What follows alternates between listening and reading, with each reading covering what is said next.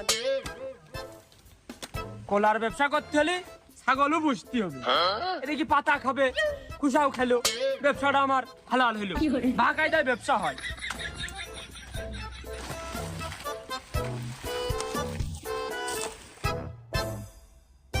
সবই ঘুরতেছে, আকাশ ঘুরতেছে, মাটি ঘুরতেছে, আমার নায়িকা তামিমও ঘুরতেছে, এত ঘুরতেছে, আমিও ঘুরতেছি। ও মা মাথা এনে কে এটি কি রে?